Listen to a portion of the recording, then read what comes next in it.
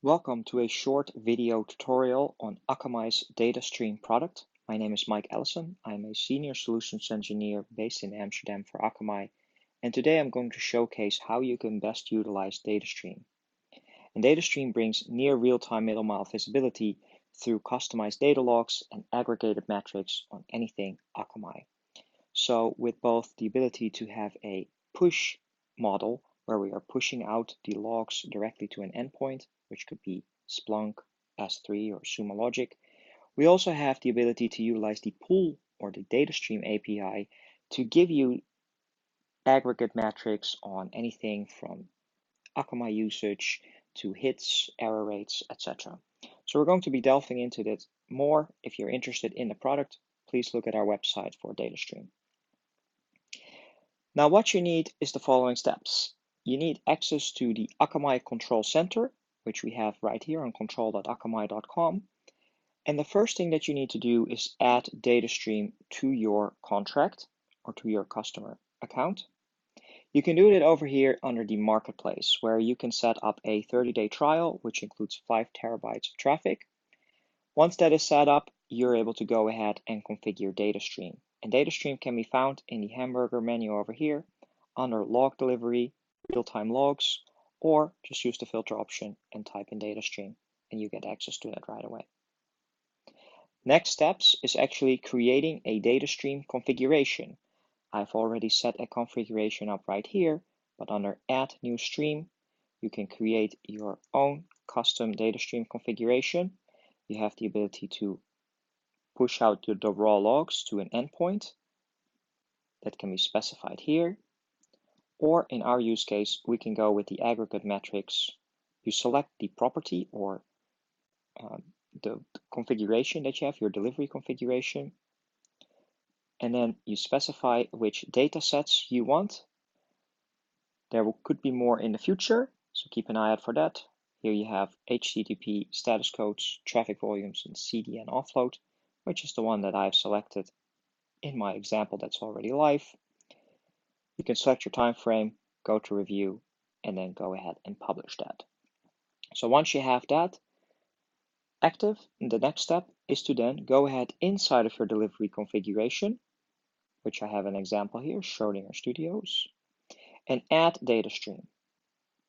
You can do this by adding the behavior, finding DataStream, and enabling it.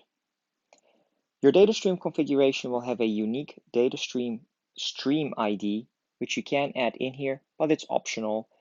If you already have it created, you should be good to go. Once you've saved this and deployed this to both Akamai Staging and Akamai Production, you're good to go. If you specified pushing the raw logs, you should see the logs appear in your endpoint. If you're going with the aggregate API, you're going to need one more step, and that is actually creating a DataStream API client. You can do it again under the hamburger icon and go to Identity and Access, and in there you can create or update any existing API client. For more information on that, please go to developer.akamai.com, where you can have more insight on how to get started with the Akamai APIs. That said, once you have a valid API client, which has read-only access to the DataStream Pool API, and you have your credentials, you are good to go.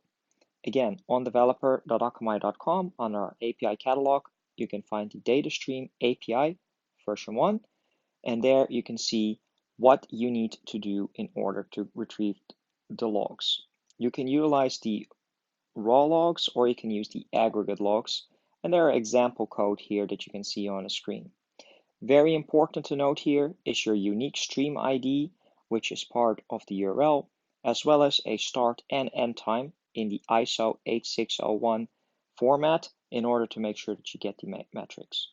Please take a look at the parameters to make sure that you get the right data.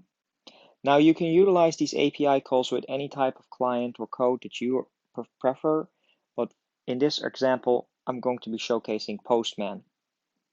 Now I've already set up Postman, including the authentication towards the Akamai API, all running over here with a script and the environment variables. And as you can see here, we're firing off a GET request on HTTPS and my unique base URL. We're making a /DataStream-pool-API request, version 1, streams. And here's my unique stream ID. And we're going for an aggregate logs. And in here, I'm going to specify that I want all the logs from October the 9th in the morning until October the 10th. And if this is properly formatted and you've set up the authentication method properly, you can click on send, and it will then give you the logs as shown here. You should return a status 200 OK from the Akamai APIs, and in here in JSON you will have the data. In here you see all the aggregate metrics that we have collected for you. In here you see all the status codes, HTTP status codes. You see the response times that we see, amount of requests and bytes per second. We see things like offload rate or even cache hits. And then of course the start and end time and stream ID that we have specified. What you can now do with this JSON is you can import it in a dashboarding tool like Grafana and go ahead and utilize it. But there you go, a short, quick video on how to set up DataStream. So again, to recap, add DataStream to your account, create a DataStream configuration, add DataStream as a behavior in your delivery configuration, and if you want to utilize the API, set up an API client and utilize the APIs. If this was too fast for you, please look at the longer 20-minute version that I have available as well, where we're going a little bit more in depth and highlight all the different options. That said, I want to thank you very much for watching. If you have any questions related to DataStream, you can contact me on mallison@akamai.com or respond to any of the commenting options in the blogs or LinkedIn. I want to thank you guys so much for watching, and as usual, good luck and happy Akamizing.